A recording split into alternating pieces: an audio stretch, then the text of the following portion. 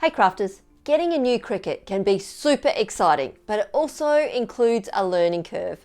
So I have put together just a bunch of quick tips so you can get the most out of this fantastic cutting tool. Today, we're going to be looking at mats.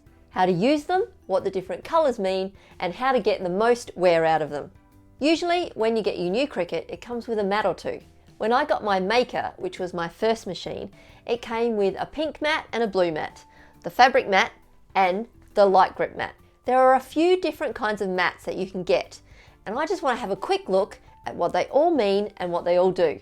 The most versatile and the one that I most often use is the green standard mat. This one is perfect for cutting vinyl and possibly cardstock, usually after it's been used a few times and it's not as sticky as when it first started. The next one is the blue one.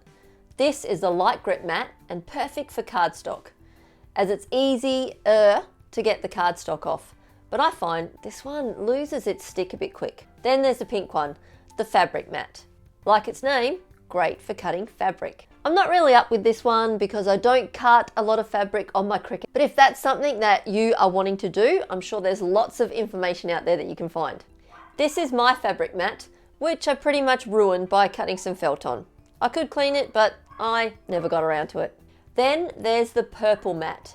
This is the stronghold mat and great for using things that need a strong grip. The Maker, for example, can cut thin wood, and if you're cutting that, then you would definitely need the StrongGrip mat. I've found that most of the time I just use the green standard mat. I pretty much only cut vinyl and cardstock, so that works for me. I have started to look for some cheaper options than the Cricut brand mats because they're quite expensive in Australia. I found this great brand on Amazon, HTV Ront, but I need to warn you that they are extremely sticky, which is great because they last longer, but when you first use a new one, it can be hard to get the vinyl off. With this brand, I definitely recommend getting the blue, that's the LightGrip mat, for cardstock, as you will never get the cardstock off a new one of these green mats. I use the green ones for vinyl until they're a little older, and then I can use them with cardstock too. Your mat will come with a clear cover on top. This is to stop dust and other things from settling on your mat and causing it to lose its stick. Always keep the clear cover and replace it on your mat straight away after using it, and your mat will last longer. I also write the date on the top corner of the mat and the cover, so I know which cover goes with which mat and how old they are. I actually have a lot of mats going at once as I cut so many things. Here's my collection. I really should clean some of them and see if I can maybe get the stick back or just plain throw them out. But I just can't seem to part with them.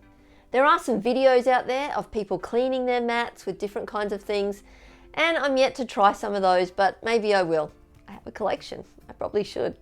In the end, if you look after your mats, they will last longer, and then you can keep making all your crafty things. I hope you got something useful from this quick video. I'll be putting together some more tips for beginner Cricut users in the weeks to come.